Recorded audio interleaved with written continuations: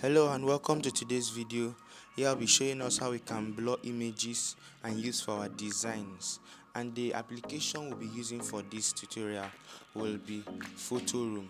I want you to like this video, drop a comment on the comment section, subscribe to this channel and turn on the notification bell so you get notified when the next video is dropped. Alright, so let's dive in. Now this is the application we'll be using for this video. Now I just launched it, so as that's open, the link to this application will be dropped on the comment section on the description box below, so you can search for it and download it and as well use in case you do not have it. Now it starts by clicking this start from photo, and as soon as you click it, it takes us to where we've saved images, where images that we've saved are. Now this is it. Click on the image you want to use, and now it will scan the image. First of all, the application will scan the image to take off excess part of it which is not needed. That is, in case it is meant to be this is in case you don't need the white part. This is in case you don't need the white part. As you can see, now the white part have been taken off. So if you look below, you'll see white, black, transparent and original down here. So since we need it in transparent form, we click on the transparent button.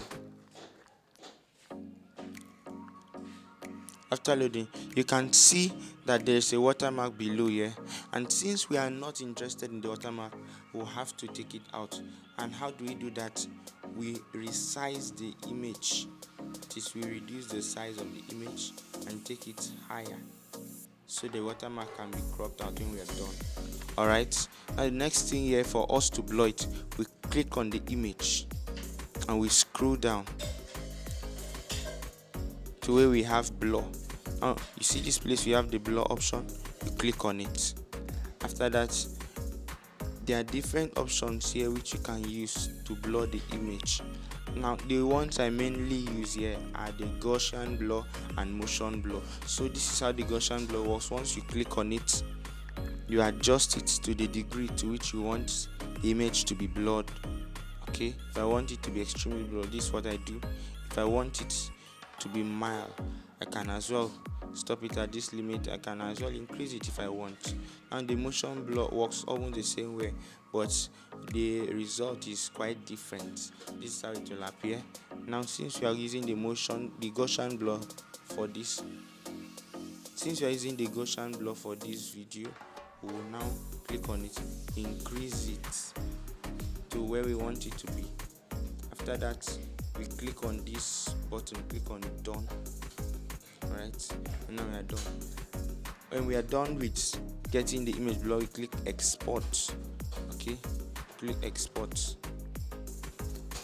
and for it to be saved, you have to click this save to gallery button. This button over here, you click on it, and once this tick icon comes out, it shows that it has been saved in your gallery. So you have to go to your gallery and find it there.